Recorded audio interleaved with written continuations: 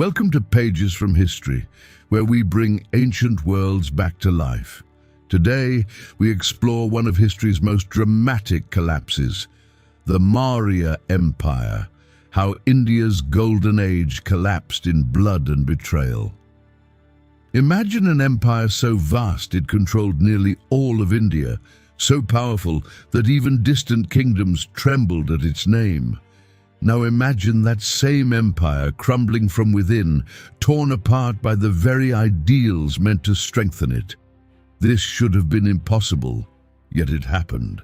What force could destroy such magnificence? Stay with us until the end to discover the shocking truth behind one of antiquity's greatest falls. First, the empire's peak and Ashoka's transformation. The sun rose over Pataliputra in the year 270 before the Common Era. Golden light fell upon marble palaces and towering gates.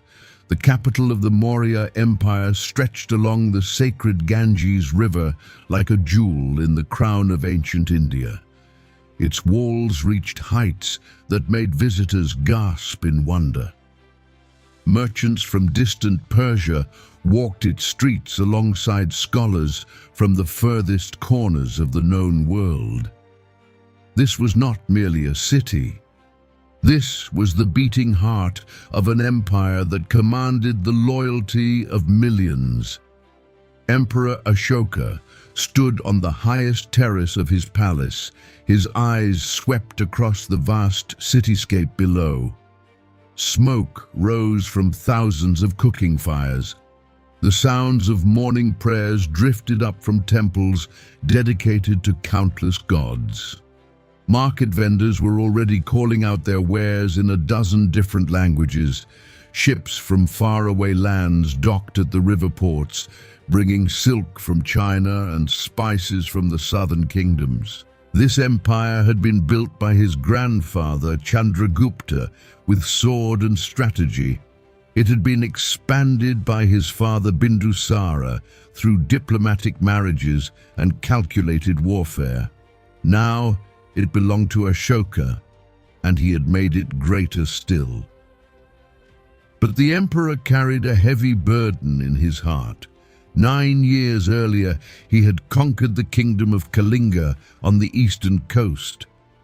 The campaign had been brutal beyond measure. Over 100,000 people had died in the fighting. Another 150,000 had been taken as prisoners. Rivers had run red with blood. Villages had burned for weeks. Women and children had fled into forests, never to return. Ashoka had achieved total military victory, but something inside him had broken during that terrible war. He remembered walking through the battlefield after the final assault. Bodies lay everywhere, piled like harvested grain. The cries of the wounded filled the air with unbearable suffering. A mother clutched her dead child, her tears mixing with the blood-soaked earth. An old man sat among the ruins of his home, staring at nothing, his mind shattered by what he had witnessed. Ashoka had conquered Kalinga, but what had he truly won? He had gained territory, yes, but he had lost something far more precious. He had lost his peace of mind. Buddhist monks had come to his court shortly after the Kalinga War. They spoke of a different path, a way of ruling through righteousness rather than force. They told him about the Buddha, who had walked the earth centuries before, teaching about suffering and compassion. The Buddha had been a prince himself, born into luxury and power, but he had abandoned his kingdom to seek enlightenment. He had discovered that true peace came not from conquering others, but from conquering one's own violent nature. These teachings struck Ashoka like lightning from a clear sky. He began to study Buddhist texts with the intensity he had once devoted to military strategy. He invited learned monks to debate philosophy in his court. He sent messengers throughout his empire, asking about the suffering of common people. He discovered that his endless wars had brought misery to millions. Farmers could not plant crops because soldiers took their sons for the army. Merchants could not trade because constant military campaigns disrupted the roads. Families were torn apart by violence and loss. Can you imagine the transformation that occurred within this mighty emperor? The man who had ordered the deaths of hundreds of thousands now dedicated himself to preserving all life. He issued edicts carved in stone throughout his empire. These rock edicts proclaimed new laws based on Buddhist principles. No animal could be killed unnecessarily. Hospitals would be built for people and for creatures alike. Trees would be planted along every road to give shade to travelers. Wells would be dug in dry regions. Rest houses would welcome weary merchants. Ashoka abandoned the royal hunt, a tradition sacred to warrior kings for generations. He became vegetarian, refusing to eat meat at the elaborate palace feasts. He reduced the size of his army and sent diplomats instead of soldiers to neighboring kingdoms.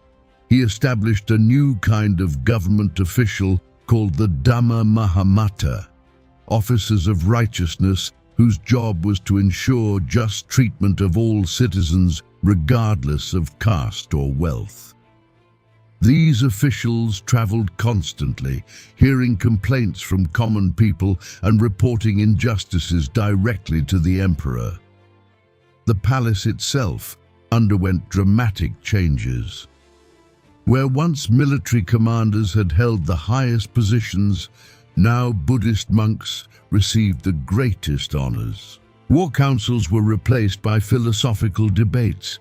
The treasury that had funded military campaigns now paid for the construction of thousands of stupas, dome-shaped monuments housing sacred relics of the Buddha. Ashoka sent missionaries to distant lands, spreading Buddhist teachings to Sri Lanka, Central Asia, and even to the courts of Greek kings who ruled territories conquered by Alexander the Great generations before. His edict spoke of tolerance and respect for all religions. He declared that Brahmins and Buddhist monks deserved equal reverence. He insisted that different faiths could coexist peacefully within his empire. He even sent envoys to Syria, Egypt, and Macedonia, attempting to spread his message of non-violence to the Mediterranean world. These rock edicts remain today, carved in stone using multiple languages and scripts, standing as testimony to one ruler's remarkable transformation. But what happened next would change everything. The military generals who had built their careers on conquest began to whisper among themselves. They met in secret chambers, drinking wine and speaking carefully about their concerns. The empire had been forged through military might, they argued. Every neighboring kingdom had been subdued by superior force and strategic brilliance. The Mauryan army was feared from the Hindu Kush mountains to the Bay of Bengal. That fear kept rebellions from starting and enemies from attacking. What would happen if the empire became known for weakness instead of strength? Provincial governors sent worried messages to Pataliputra. Border kingdoms were testing the empire's resolve with small raids and territorial disputes. In the past, such provocations would have been met with overwhelming military response. Now the emperor counseled patience and negotiation. Tribute from distant provinces began to arrive late or not at all. Local rulers sensed that the emperor's commitment to non-violence might mean unwillingness to enforce his authority. Some wondered if they could break away entirely without facing consequences. The economic impact of Ashoka's policies slowly became apparent. The military had been the empire's largest employer. Tens of thousands of soldiers received regular wages. Blacksmiths forged weapons and armor.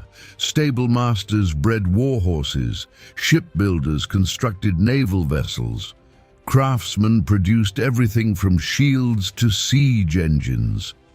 When Ashoka reduced military spending, all these industries suffered. Unemployment spread through garrison towns. Merchants who had grown wealthy supplying the army suddenly found their businesses failing. The construction of Buddhist monuments provided some employment, but not enough to replace what had been lost. Stone carvers and architects found work building stupas and monasteries. But these projects could not absorb all the soldiers who had been discharged from service. Many former warriors became bandits, using their military training to rob travelers on the imperial highways. Others became mercenaries, selling their skills to regional lords who still valued martial prowess over philosophical enlightenment. The imperial bureaucracy struggled to adapt to Ashoka's new vision. Tax collectors who had ruled their districts with iron authority now found their powers curtailed by the righteousness officers. Corruption had always existed in the lower levels of administration, but harsh punishments had kept it in check. Now that the emperor preached mercy and compassion, corrupt officials became bolder. They embezzled funds meant for public works. They accepted bribes to ignore violations of imperial law. The machinery of government that had once run with military precision began to creak and groan. Religious tensions also emerged despite Ashoka's calls for tolerance. Traditional Brahmins resented the elevation of Buddhist monks to positions of influence at court. They had enjoyed centuries of privileged status as the religious and intellectual elite. Now they saw their authority challenged by wandering monks who rejected the caste system and Vedic rituals. Some Brahmins began to preach against the emperor's policies in their temples. They suggested that abandoning the old ways would bring divine punishment upon the empire. Local festivals and traditions came into conflict with Buddhist principles. Animal sacrifices had been central to Hindu rituals for countless generations. Families offered goats and roosters to their gods during important ceremonies. Village priests conducted elaborate sacrifices during harvest festivals and weddings. Ashoka's prohibition on unnecessary killing of animals created confusion and resentment. What counted as unnecessary? Could a farmer sacrifice a chicken to ensure good crops? Could a family offer a lamb during their daughter's wedding? The righteousness officers gave inconsistent answers, creating frustration throughout the empire. Trade suffered in unexpected ways. Indian merchants had long profited from selling horses and elephants to foreign armies. War elephants from the Mauryan territories were prized throughout the ancient world. A single well-trained battle elephant could be worth a fortune in gold. But Ashoka's commitment to non-violence meant restricting the export of animals meant for warfare. Merchants who had built their wealth on this trade suddenly found their business strangled by imperial policy. Some moved their operations to kingdoms beyond Mauryan control. Others simply smuggled elephants out illegally, corrupting border officials to look the other way. The emperor's own family watched these developments with growing concern. His sons and nephews had been raised to be warrior princes. They had trained since childhood in the arts of war. They had memorized military treatises and practiced with every weapon known to ancient warfare. They had studied the campaigns of their grandfather Chandragupta and expected to lead armies of their own when they came of age. Now they found themselves encouraged to study Buddhist philosophy instead of strategy. They attended debates about the nature of suffering when they wanted to plan cavalry charges. Prince Kunala, one of Ashoka's sons, tried to balance both worlds. He studied Buddhist texts to please his father, while privately maintaining his military training. He understood his father's transformation and even admired the emperor's spiritual journey. But he also understood that empires were not maintained through prayers and good intentions alone. He watched the slow deterioration of imperial authority with a warrior's eye. He saw how neighboring kingdoms grew bolder. He noticed how provincial governors delayed sending tribute. He observed how bandits multiplied on roads that had once been perfectly safe. Yet what could he say to his father? Ashoka had found peace after decades of violence. The emperor meditated for hours each day and seemed genuinely happy for the first time since Kunala could remember. Before the transformation, his father had been plagued by nightmares about Kalinga. He had drunk wine to excess and raged at his advisors over trivial matters.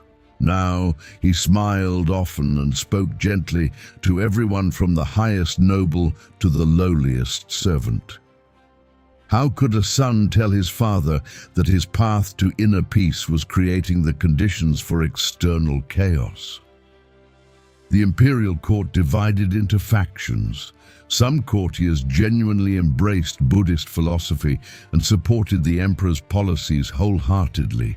They saw the Mauryan Empire becoming something unprecedented in history, a vast realm governed by ethical principles rather than naked power.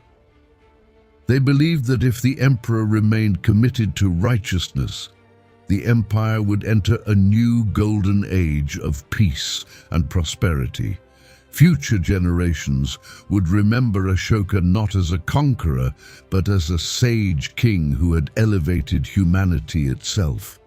Other courtiers maintained public support for the emperor while privately working against his policies. They smiled and bowed when Ashoka spoke about non-violence. They attended Buddhist ceremonies and donated generously to monasteries.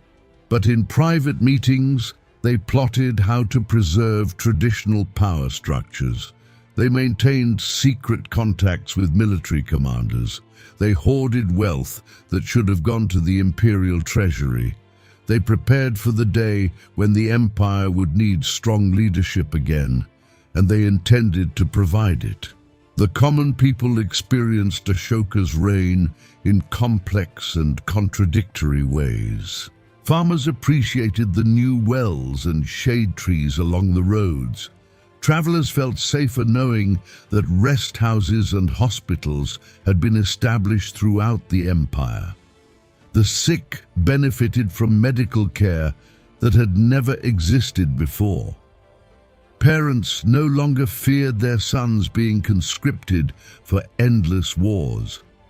Many genuinely loved their emperor and believed he had become a living saint. But others struggled under the unintended consequences of his policies.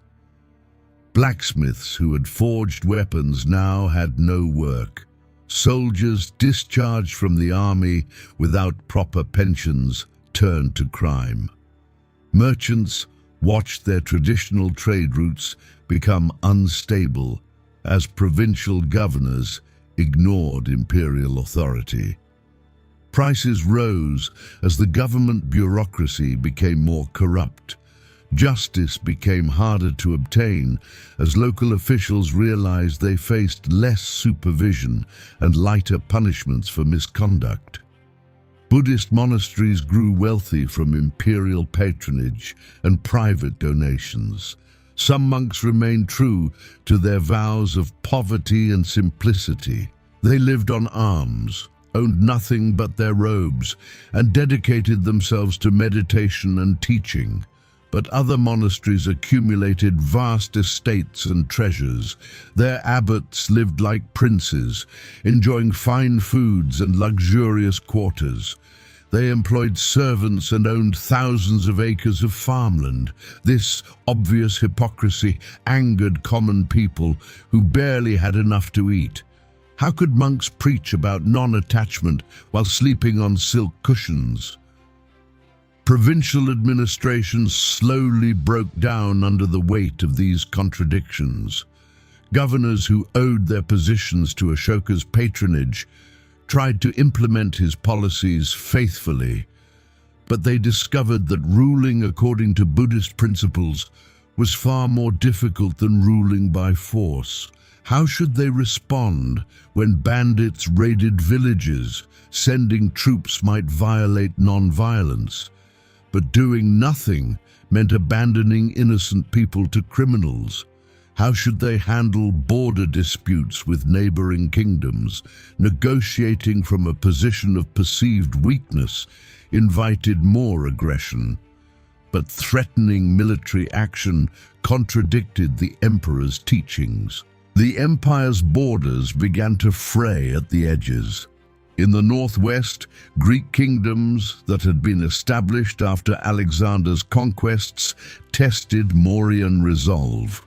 They sent raiding parties across the frontier, stealing cattle and burning border villages. In the past, such actions would have triggered massive retaliation. Now, the raids went largely unpunished. The Greeks grew bolder and began occupying Mauryan territory outright. Local populations found themselves paying tribute to foreign rulers instead of their own emperor. In the Deccan Plateau of central India, regional chiefs who had submitted to Mauryan authority began acting independently. They stopped sending tribute to Pataliputra. They raised their own armies and fought their own wars against neighboring chiefs. When imperial messengers arrived demanding submission, the chiefs offered polite excuses and token payments while continuing to build their own power bases. They knew that Ashoka would not send armies to enforce his will. The emperor, who had once conquered Kalinga with terrible fury, now hesitated to use force even to preserve his own empire. The eastern provinces along the coast grew restless. These were the very territories that had been conquered during the Kalinga War. The survivors remembered the slaughter with bitter clarity. They had submitted to Mauryan rule because resistance meant annihilation. But now they heard that the emperor who had destroyed their kingdom had renounced violence. Some saw an opportunity for revenge. Others simply wanted independence. Secret societies formed in coastal cities, plotting rebellion and gathering weapons. They waited for the right moment to strike. Southern India had never been fully integrated into the empire. The Tamil kingdoms retained significant autonomy, bound to the Mauryas through treaties rather than conquest. They watched the empire's slow weakening with calculating eyes. Should they maintain their agreements with Pataliputra? Or should they expand their own power while the north grew chaotic? Their spies brought back reports of deteriorating roads, unpaid soldiers, and corrupt officials. The mighty Mauryan Empire was beginning to look vulnerable. Ashoka seemed unaware of these gathering storms, or perhaps he simply believed that righteousness would ultimately prevail over political necessity. He continued building monuments and sending missionaries abroad. He spent hours in meditation and philosophical discussion. He issued more edicts calling for moral behavior and compassion. He genuinely believed he was creating a better world, a kingdom based on dharma rather than force. He could not see that the very foundation of his empire was crumbling beneath his feet. What happened next shocked everyone who witnessed it. The transformation of India's greatest conqueror into its most peaceful ruler had seemed impossible. Now the collapse of everything he had built would prove equally dramatic. The seeds planted during Ashoka's reign of righteousness would grow into a forest of chaos and bloodshed. The empire that had united India would fragment into warring kingdoms. The golden age was ending, and few realized it until too late. Second, the seeds of decline and internal collapse. Ashoka died in the year 232 before the Common Era. His passing marked the end of an era, though few understood this at the time. The emperor, who had transformed from ruthless conqueror to peaceful sage, left behind an empire that stretched across most of India. But he also left behind a tangled web of problems that his successors could not solve. The funeral ceremonies lasted for weeks. Buddhist monks from every corner of the empire came to pay their respects. Common people lined the streets of Pataliputra, weeping for the ruler who had built hospitals and planted shade trees for their comfort. But in the palace chambers where power truly resided, a different atmosphere prevailed. Ashoka's sons and grandsons gathered to discuss the succession. The emperor had not clearly designated a single heir. He had divided administrative responsibilities among multiple princes during his lifetime, perhaps hoping to avoid the bloody succession struggles that plagued most dynasties. This well-intentioned decision would prove catastrophic. Each prince believed he had the strongest claim to the throne. Each commanded the loyalty of different factions within the court and army. Prince Dasharatha emerged as one of the leading contenders. He had governed the eastern provinces and maintained good relations with Buddhist monasteries. He presented himself as his father's true spiritual successor, committed to continuing Ashoka's policies of righteousness and non-violence. He promised to build more stupas and support more missionaries. The monks and many courtiers rallied behind him. They saw in Dasharatha a chance to preserve everything Ashoka had worked to create. But Prince Samprati represented a very different vision for the empire's future.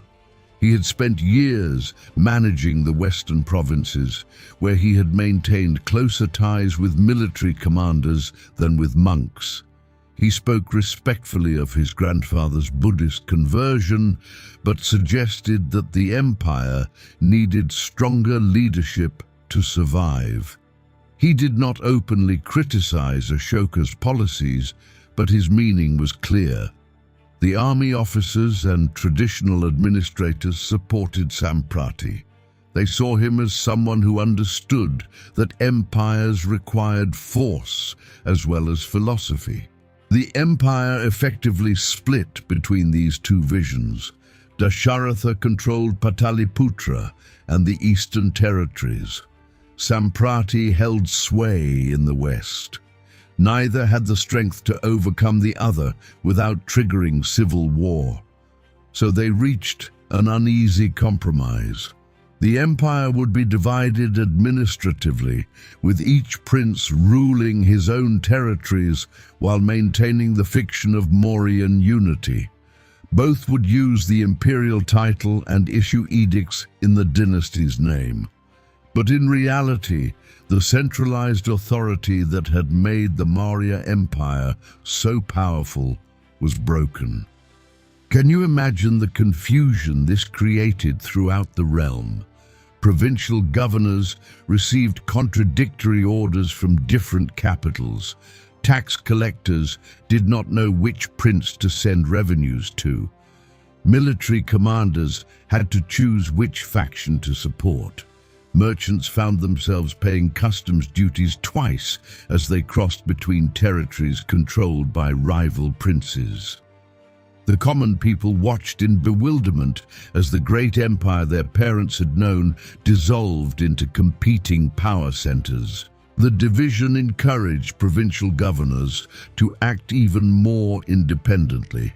If the imperial family itself could not maintain unity, why should distant officials submit to central authority?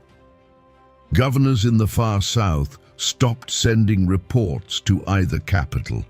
They collected taxes in their own names and used the revenue to build personal power bases. Some declared themselves independent kings, establishing their own dynasties. Others remained nominally loyal to the Mauryan name while acting as sovereign rulers in everything but title. The Satavahana dynasty emerged in the Deccan Plateau during this period of confusion. A governor named Simuka declared independence and established his own kingdom. He claimed descent from ancient royal lines and rejected Mauryan authority entirely. His armies defeated the local Mauryan garrisons easily. The soldiers had not been paid regularly for months and had little motivation to fight for distant princes who seemed more interested in their own power struggles than in governing effectively. Simuka's kingdom would endure for centuries, but the Mauryan Empire lost control of central India forever. In the northwest, the situation grew even more dire. The Greek kingdoms that had tested Mauryan borders during Ashoka's reign now launched full-scale invasions. King Demetrius of Bactria led his armies across the mountains and into the rich agricultural lands of the Punjab. His soldiers were professional warriors, well-equipped and expertly trained. They faced Mauryan provincial forces that had not fought a serious war in decades. The Indians still remembered the tactical knowledge their ancestors had used, but they lacked recent combat experience and proper equipment. The Greek advance seemed unstoppable. City after city fell to their siege engines and disciplined phalanxes. The local populations found themselves under foreign rule for the first time since Alexander's brief conquest generations earlier. Some welcomed the Greeks, hoping they would bring stability and prosperity. Others resisted fiercely, forming guerrilla bands that harassed Greek supply lines and ambushed isolated patrols. But without support from the central Mauryan government, these resistance movements could not drive out the invaders. Dasharatha sent desperate messages to the western provinces, begging Samprati to send military aid against the Greek invasion. The loss of the northwest would cost the empire its wealthiest provinces and most strategic frontier. But Samprati delayed his response, calculating how this crisis might benefit his own position. If the Greeks weakened Dasharatha's authority, perhaps the Eastern prince would be forced to accept Samprati as senior emperor. Political maneuvering took precedence over imperial defense. By the time Samprati finally sent troops, the Greeks had consolidated their conquests and established fortified positions. The economic consequences of imperial fragmentation cascaded through every level of society. The Grand Trunk Road that connected the empire from east to west had been maintained by imperial engineers for generations. Regular crews repaired damage from monsoon rains and cleared rock slides in mountain passes. Rest houses provided shelter for travelers every 20 miles. Imperial guards patrolled to prevent banditry. This infrastructure had made long-distance trade possible and profitable. Now it fell into disrepair. No single authority took responsibility for maintenance. Bridges collapsed and were not rebuilt. Rest houses burned down and remained as ruins. Bandits multiplied and grew bold. Merchants adapted by hiring private armies to protect their caravans. This increased the cost of trade dramatically. Goods that had once moved freely throughout the empire now required armed escorts and payment of bribes at every provincial border. Small merchants could not afford such expenses and went out of business. Trade concentrated in the hands of a few wealthy families who could maintain their own security forces. Prices rose for common people as the cost of transportation increased. Items that had been affordable luxuries became expensive rarities. The imperial currency system began to break down. Mauryan coins had been accepted throughout India and even in foreign lands. Their silver content and weight had been standardized and carefully controlled. Counterfeiting had been punished by death. But now, different provincial governors began issuing their own coins with varying silver content. Some debased the currency, mixing more copper with less silver to stretch their limited resources. Merchants had to weigh and test every coin they received. The monetary chaos further damaged trade and commerce. Agricultural production suffered as irrigation systems fell into disrepair. The Mauryan emperors had invested heavily in water management. They had built reservoirs and canals that brought water to previously arid regions. These projects required constant maintenance and periodic reconstruction. Silting needed to be cleared. Dams needed reinforcement. Canal walls required repairs after flooding. Imperial engineers had overseen this work as part of their regular duties. Now those engineers went unpaid and abandoned their posts. Farmers watched helplessly as their irrigation channels dried up and their fields returned to wasteland. Famine struck several provinces in rapid succession. When the monsoon failed in the eastern territories, there was no imperial relief system to distribute grain from surplus regions.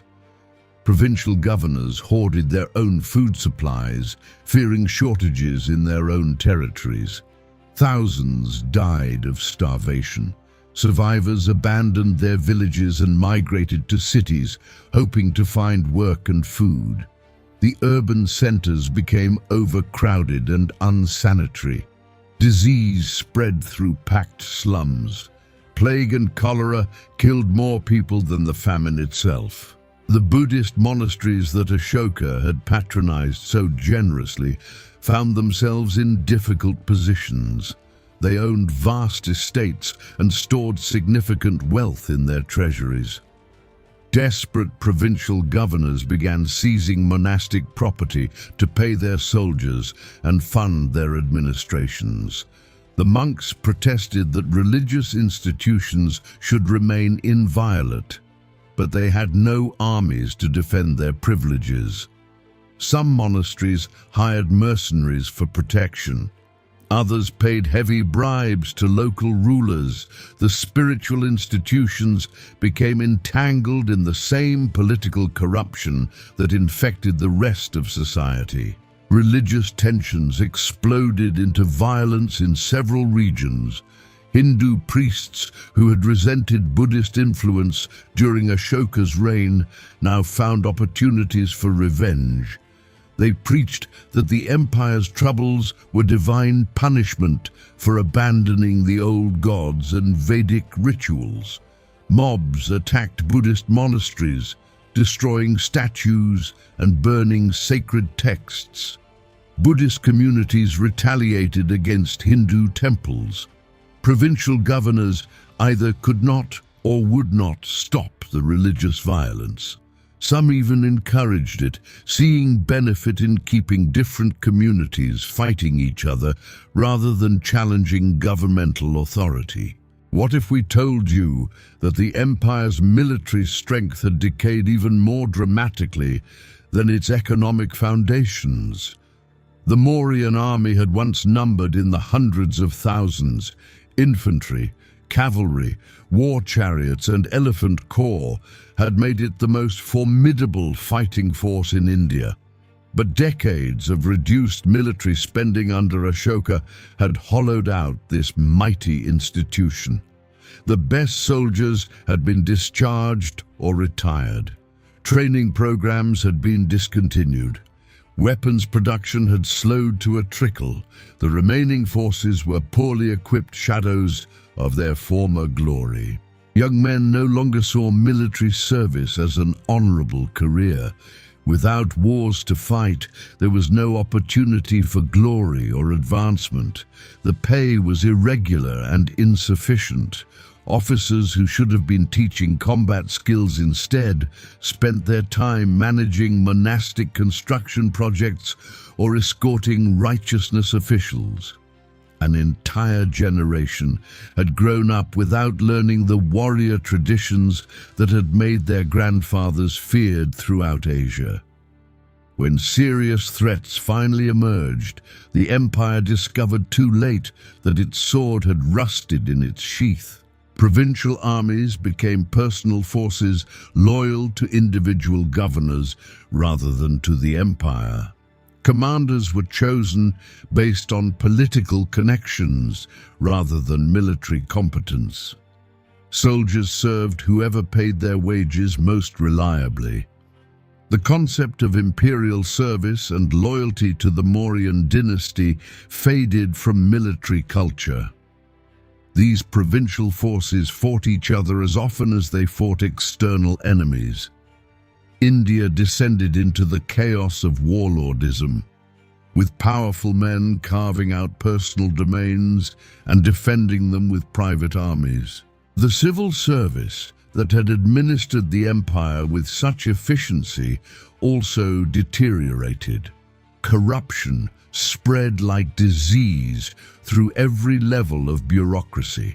Officials purchased their positions through bribes and then extorted money from citizens to recoup their investment. Justice became a commodity, available only to those who could afford it. The poor found themselves helpless against the wealthy and well-connected. Tax collection became predatory, with collectors taking far more than the legal rates and pocketing the difference. Any citizen who complained might find themselves arrested on fabricated charges. The spy network that Chandragupta had established to monitor his empire and detect threats fell apart completely. Spies had reported directly to the emperor, providing intelligence about everything from provincial governors' loyalty to foreign kingdoms' military preparations. This information system had allowed the central government to respond quickly to emerging problems. But the divided imperial family could not maintain such an organization. Spies sold their information to the highest bidder. Provincial governors established their own intelligence networks focused on their local rivals. The imperial government became blind to what was happening in its own territories. Samprati died after ruling the Western territories for just a few years. His son, Shalishuka, inherited his portion of the divided empire, but the young prince lacked his father's political skills. He alienated military commanders with clumsy attempts to assert authority. He lost the support of merchants by imposing arbitrary taxes to fund his lavish lifestyle. He ignored the advice of experienced administrators who tried to warn him about growing problems. Within a decade, the Western territories had fragmented further. Governors who had grudgingly acknowledged Samprati's authority refused to submit to his incompetent son. Dasharatha fared little better in the east. He remained committed to Buddhist principles, but proved incapable of dealing with practical governance challenges. When the Greek invasions threatened the northwest, he organized prayer ceremonies instead of military campaigns. When famine struck, he encouraged people to practice detachment from worldly suffering rather than organizing relief efforts. When provincial governors stopped sending tribute, he sent missionaries to remind them of their moral duties rather than soldiers to enforce imperial authority. His piety was genuine, but his empire needed more than spiritual guidance. The common people began to lose faith in the Mauryan dynasty entirely. Their grandparents had spoken with pride about Chandragupta's victories and Ashoka's grand monuments. But what had the current generation of princes achieved? They had presided over military defeats, economic collapse, and administrative chaos. The empire that had brought law and order to the subcontinent now could not even protect travelers on its own roads. Villages that had prospered under Mauryan peace now fortified themselves against bandits and warlords. The Golden Age had turned to brass and iron. Regional identities grew stronger as imperial identity weakened. People began thinking of themselves as Bengalis or Punjabis, rather than as subjects of the Mauryan Empire. Local languages and customs gained new prominence as the unifying force of imperial culture faded. Provincial courts patronized their own poets and artists who celebrated regional history and mythology rather than the Mauryan dynasty. This cultural fragmentation would shape Indian civilization for centuries to come, but in the short term, it accelerated the empire's political disintegration. Ambitious generals sensed opportunity in the chaos. One such commander was Pushyamitra Shunga, who served in what remained of the imperial army. He came from a Brahmin family and had risen through the ranks based on genuine military talent. He watched with disgust as weak princes squandered their inheritance. He listened to soldiers complain about unpaid wages and poor equipment. He saw how foreign invaders and rebel governors carved up territories that had been won with the blood of earlier generations, and he began to plan. Pushyamitra gathered supporters among junior officers who shared his frustration. He cultivated relationships with Brahmin priests who resented Buddhist dominance. He made promises to merchants about restoring trade and security.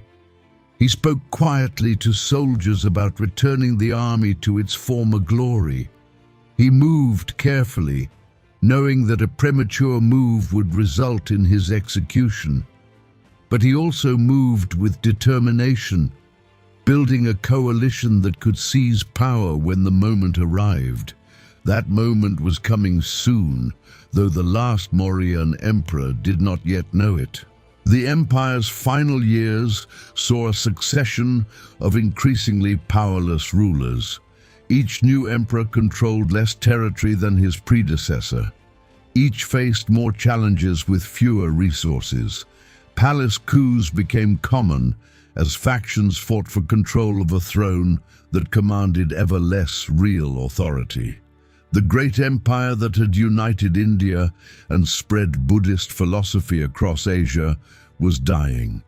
Not from conquest by a superior foreign power, but from internal decay and the inability of its leaders to maintain what their ancestors had built. The end was approaching, and it would be violent. Third, the final fall and legacy of the Mauryas. The year was 185 before the Common Era. Emperor Brihadratha sat on the throne of the Mauryan Empire in Pataliputra. He was the last direct descendant of Chandragupta Maurya to rule, though his domain had shrunk to little more than the region around the capital itself. The vast territories that his great ancestors had conquered now belonged to independent kingdoms and foreign invaders. The emperor maintained the ceremonies and titles of imperial rule, but everyone knew the truth. The Mauryan Empire existed in name only, a hollow shell waiting for someone to finally crush it completely.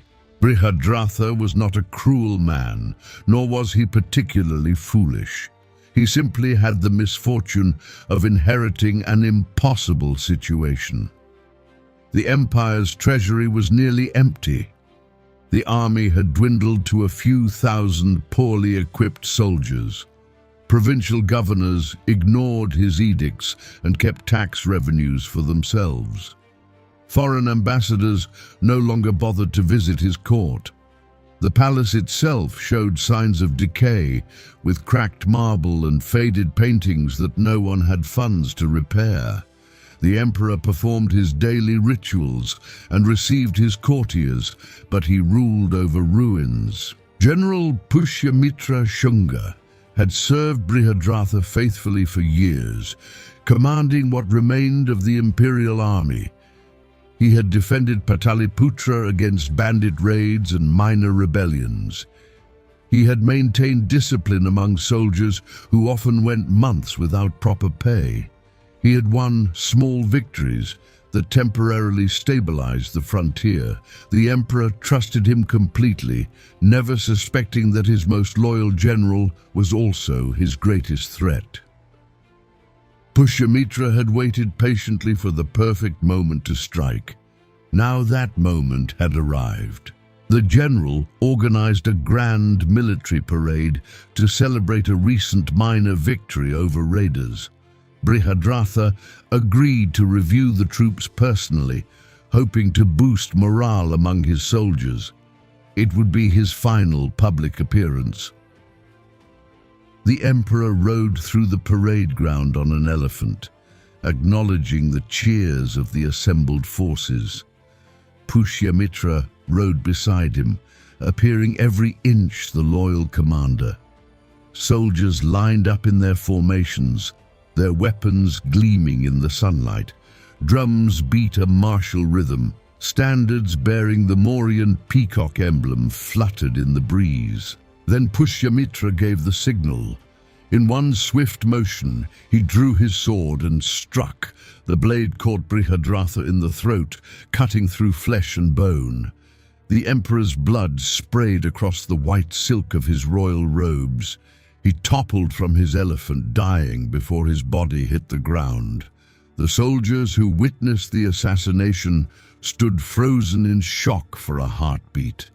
Then officers loyal to Pushyamitra began shouting orders. Within minutes, the remaining forces had declared their allegiance to the general. Any soldier who hesitated was cut down by his fellows. The coup was over, almost before it began. Pushyamitra addressed the assembled troops immediately. He did not apologize or make excuses for regicide. Instead, he declared that the Mauryan dynasty had failed India. The emperors had grown weak and foolish, he proclaimed. They had abandoned the warrior traditions that made empires strong. They had let Buddhist monks dictate policy while enemies carved up imperial territory. They had impoverished the army while enriching monasteries.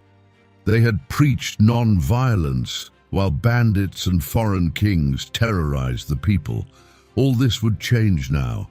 He, Pushyamitra Shunga, would restore India's military glory and protect its ancient Hindu traditions. The soldiers cheered.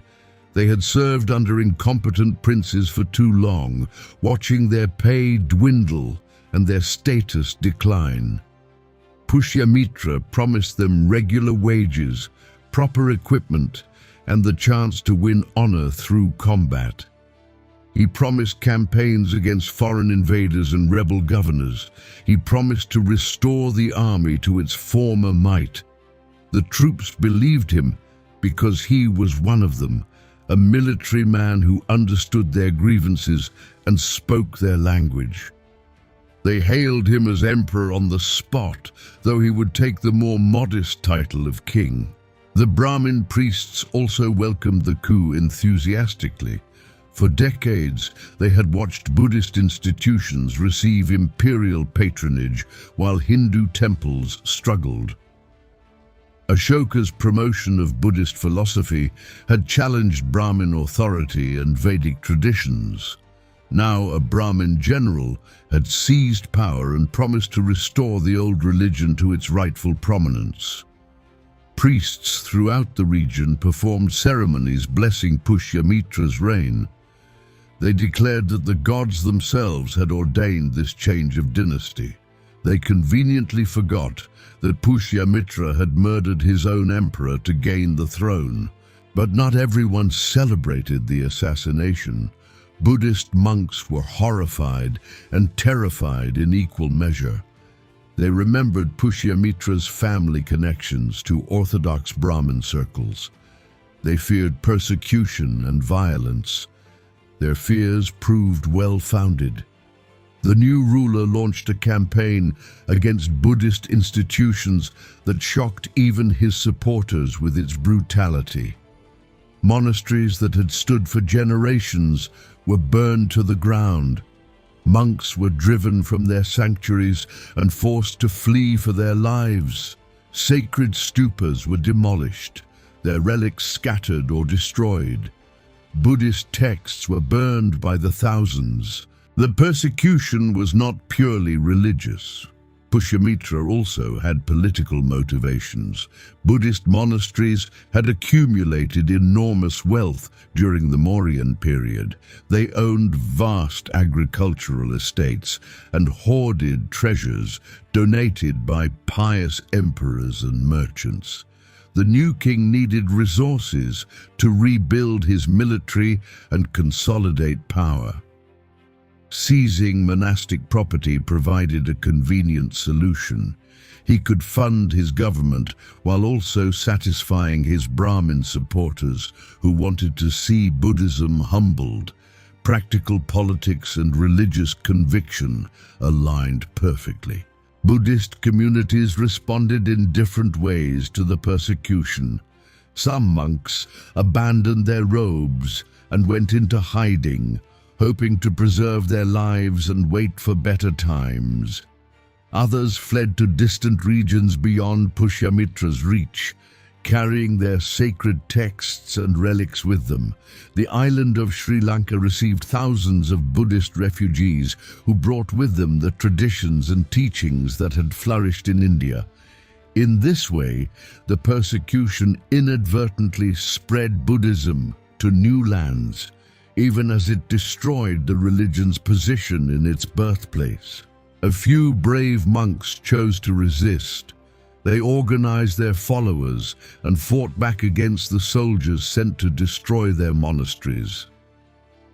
Monks who had devoted their lives to non-violence picked up weapons to defend their communities.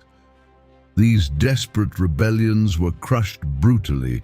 Pushyamitra made examples of captured rebels, executing them publicly to discourage further resistance. He wanted to send a clear message that the new regime would tolerate no opposition, especially from religious institutions that had grown too powerful under previous emperors. Can you believe that the common people's reactions to these events varied widely depending on their location and circumstances? In regions where Buddhist monasteries had been corrupt and exploitative, some villagers welcomed their destruction. They had watched monks live in luxury while common people starved. They had been forced to donate to monasteries they could not afford. They had seen their sons recruited as monastery servants instead of staying home to help with farm work. These people felt no sympathy when wealthy monasteries burned. But in other areas, Buddhists and Hindus had coexisted peacefully for generations. Families had members in both communities.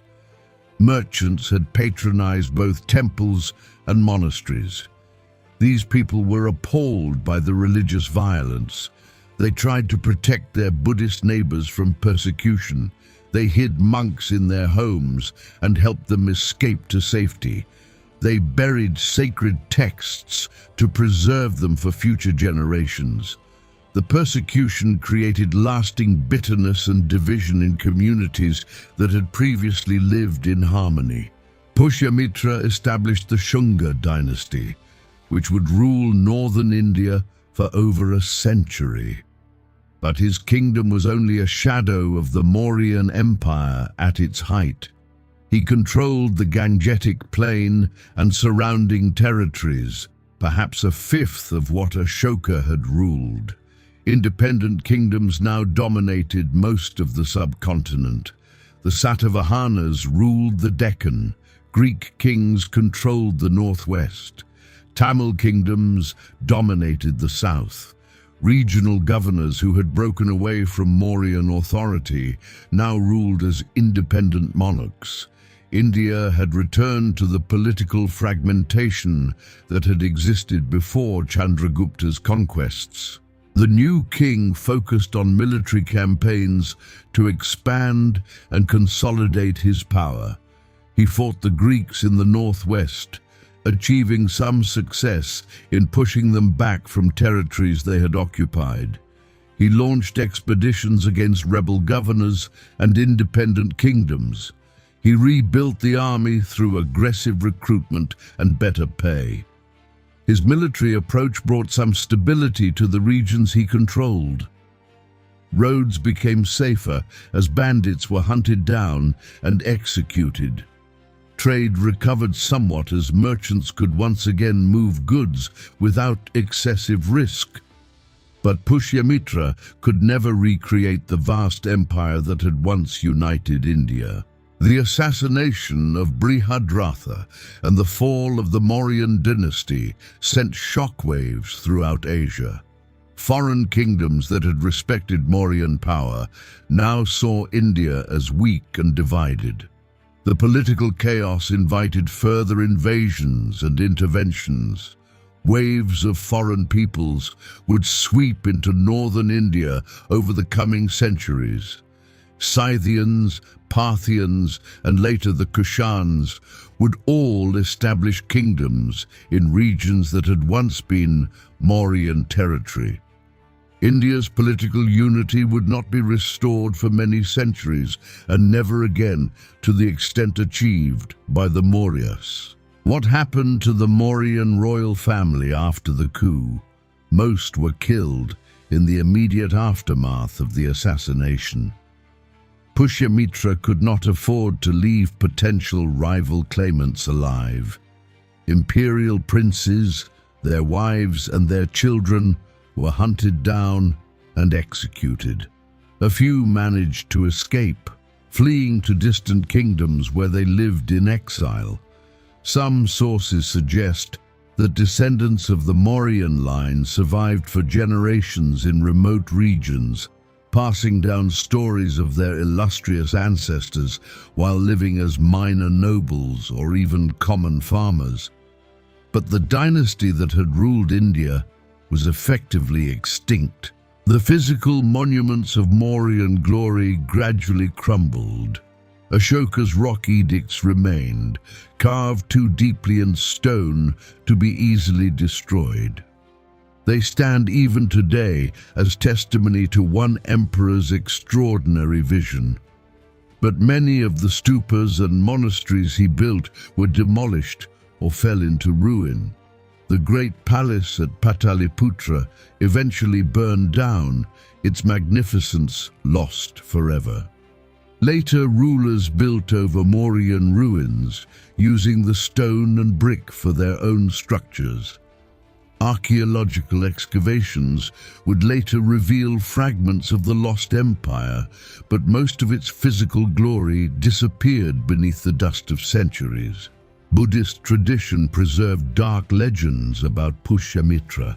Texts written by monks centuries later described him as a demon incarnate who destroyed 8 million stupas and slaughtered countless enlightened beings. These accounts were certainly exaggerated, products of religious propaganda and justified outrage, but they reflected the genuine trauma that Buddhist communities experienced during his reign. The persecution drove Buddhism into decline in many parts of India, though the religion survived and would later experience periods of revival. Eventually, Buddhism would largely disappear from India while flourishing in other Asian lands where it had spread during the Mauryan era. Hindu sources viewed Pushyamitra more favorably. Brahmin texts celebrated him as a restorer of Vedic traditions and defender of Dharma against foreign invasion.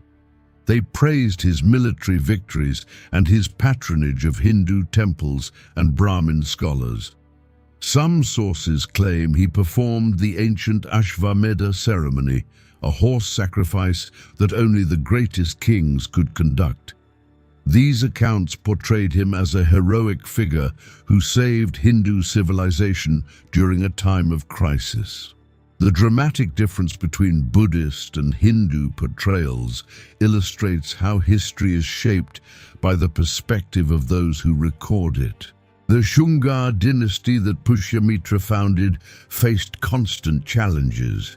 His descendants fought wars against foreign invaders, rival kingdoms, and internal rebels. The dynasty produced some capable rulers, but also some weak ones. None achieved the greatness of the early Mauryan emperors.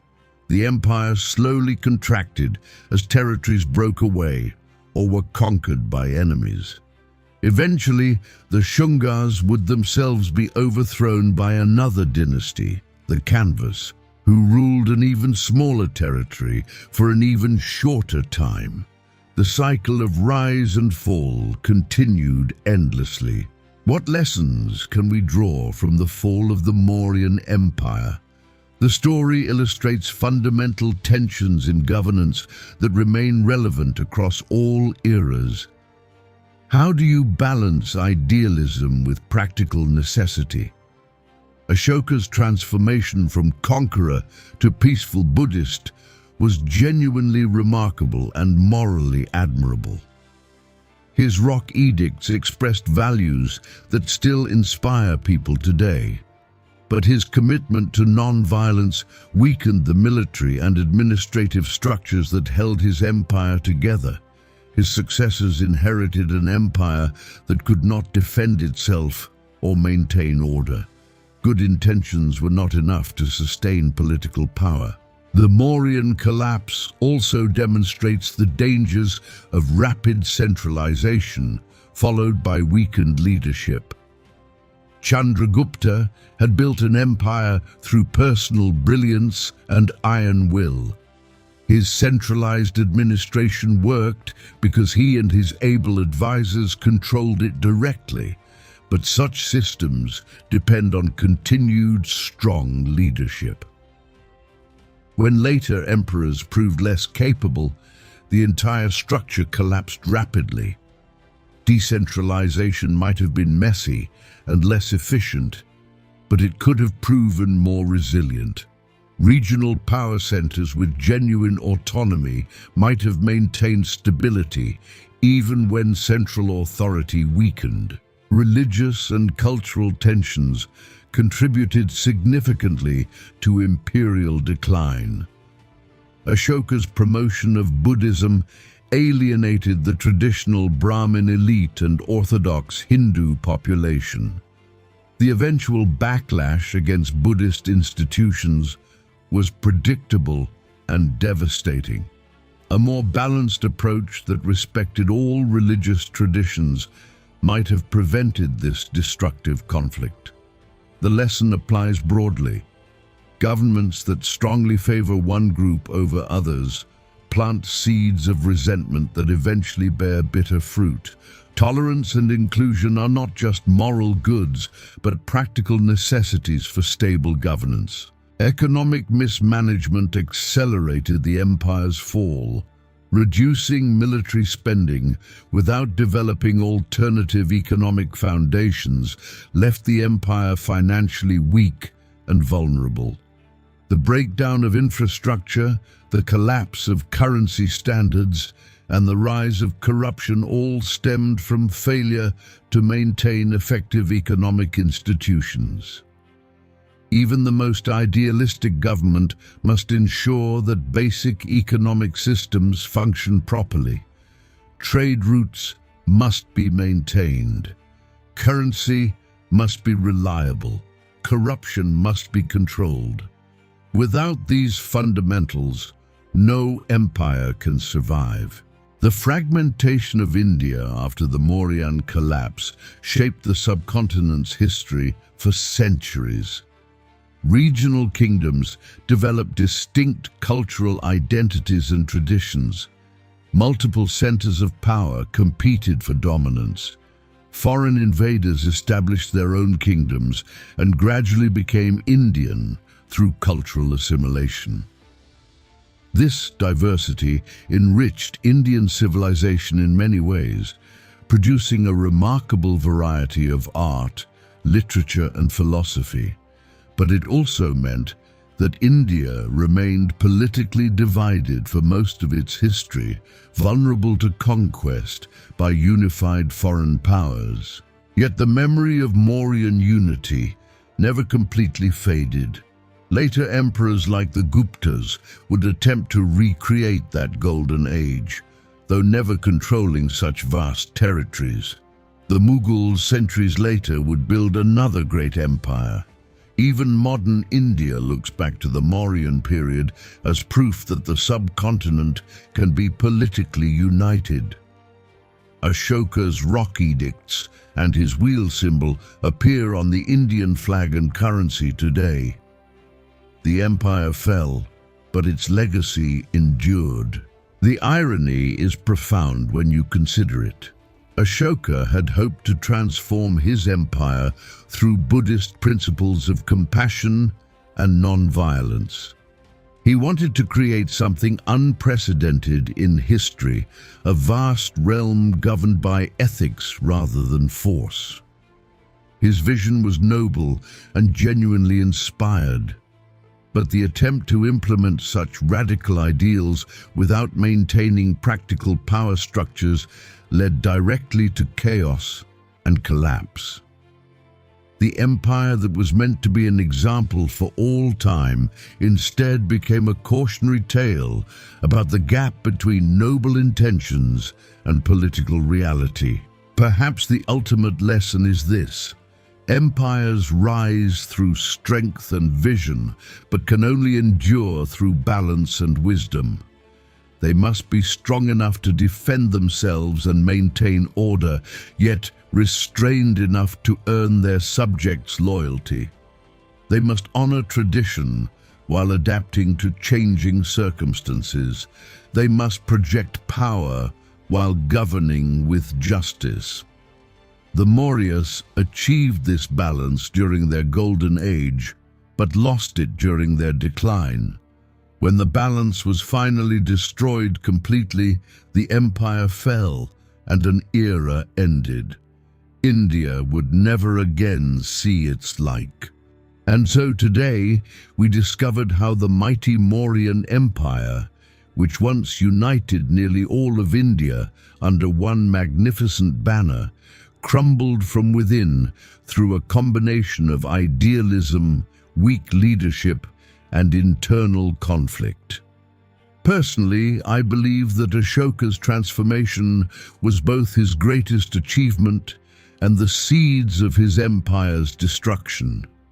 The tension between moral ideals and political reality remains relevant even today. What do you think? Could the empire have survived if Ashoka had balanced his Buddhist principles with stronger governance? Share your thoughts in the comments below. If you enjoyed this epic journey through history, don't forget to hit the like button and subscribe to Pages from History.